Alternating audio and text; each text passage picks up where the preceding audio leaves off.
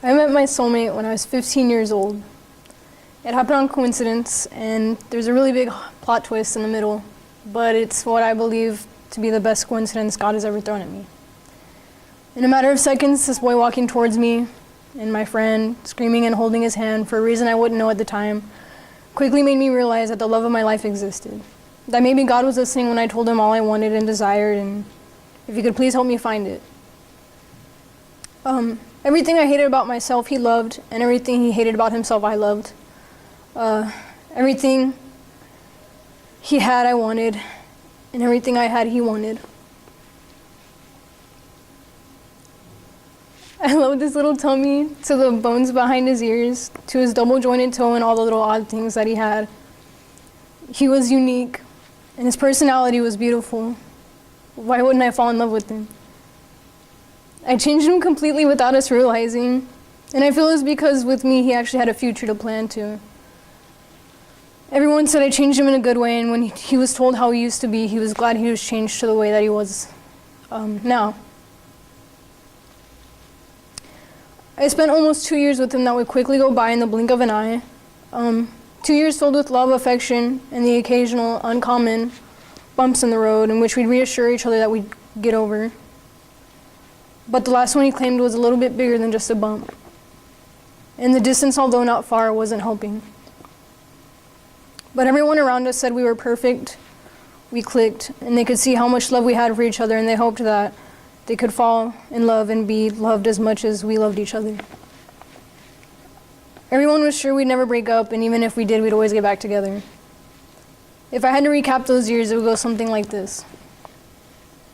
It was fate, he always told me.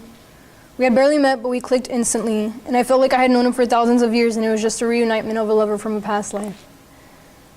Our love was bittersweet, and at first he liked to focus on the sweet. I was so convinced that every time he said he loved me more, he was right. It was all he talked about to his friends, to the point where his friends got annoyed. And in every class, he was making a little drawing for me with a cheesy pun about how much he loved me. I used to hate puns before I met him. You should have seen the sparkle in his eyes when he looked at me. It was the look that every girl wanted from a guy, the look in the movies. And he would leave me messages to wake up to that said stuff like, I want you to know that I love you and I care about you and adore you, and I would give anything and everything up just to be with you. My favorite message was when he told me, lately I've been having these moments that make me think of how much I appreciate you. Like my body and my heart and my brain are just like, bro, you got it good. You have a pretty girlfriend who's literally your soulmate. Take a minute to appreciate her. The biggest irony of it all is how much he claimed to go through anything to be with me. He said, I would do anything to have you in my arms again, even if it means jumping off a cliff. You're the love of my life and also my life. I don't know what I would do without you, and I don't want to know because I plan on staying with you forever. It's ironic because he left because of something he could no longer take anymore. Anyways, time went by. I fell more and more in love with him as the days went by and became completely convinced that he was the love of my life and my lover in all my past lives, and we'd be together in heaven for the next. My heart and soul would tell me every day that he was the one, that God made us for each other.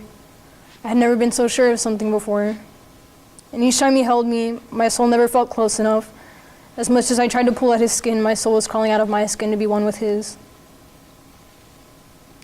I memorized from every single little birthmark he had on his face, the curvature of every part of his body, to the way he looks when he sleeps. He's so beautiful when he sleeps. My favorite nights were the ones spent with him. No feeling in the world can compare to falling asleep with him. We would fall asleep cuddling, and I'd wake up to him letting go. And at first I'd never wake him up because he was too precious and I didn't want to wake him. And then I'd tell him in the morning, and he said to that I could wake him up to like make sure that he was cuddling me again. And on the last night we spent together, the day after we ended, I asked for one last night together, just one last one. And when I woke up, he never let go. And when he was home, I made him fall asleep with me on the phone. I needed his breathing or his voice to go to sleep, just to know he was still there. And some days his parents would cut off his Wi-Fi without us knowing. And he'd apologize constantly that he was sorry he couldn't be the boyfriend I wanted, and he begged me not to break up with him. He constantly needed reassurance that I loved him. He always asked if I still loved him, and I loved him with everything I had.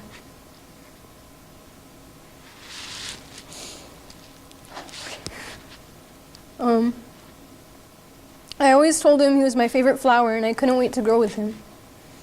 I was the one person he actually opened up to, and I might have actually been the first person he cried in front of too. And I told him it was okay to cry, and there would be no point in being human if we didn't show emotion. And when he was hungry and his parents didn't feed him, or he was just simply tired of always having chicken, I brought him food. I did everything for him, and I never minded. Making him happy and knowing that I was helping him get through all the hard stuff made me really happy.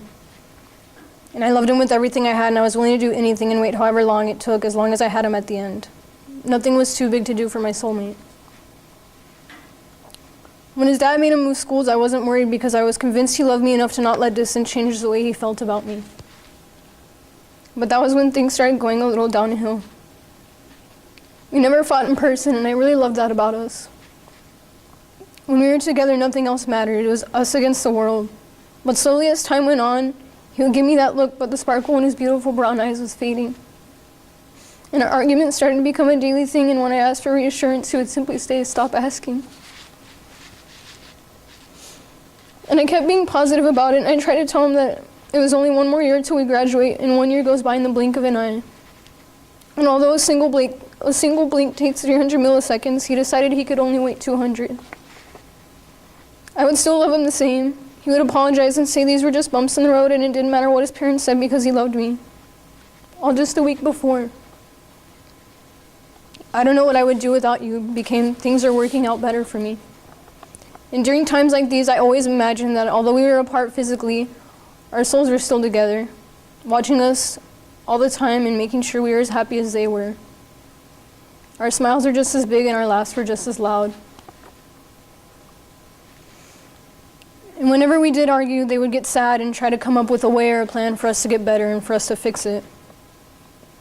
I can only imagine what plan they're trying to come up with now. And I know the love is still there, and I know he's really trying to do what he feels is best. But I will never understand why people do things that they don't want to do. Why people must always bash on others for being with someone or doing something that makes them happy. Why people must feel the need to take others' happiness away. Why people feel it's best to hurt you more when they know you're already hurting as much as it is. And all you need is their presence, their arms around you, the feeling of everything's going to be okay. But they will not be there. And for right now, you are completely alone. And this choice that you had no say in, this problem, created by another, is now your problem. I met my soulmate when I was 15 years old, and I have loved him every single minute of every single day since I first saw him scream at his hand. I have loved him through each argument, big or small.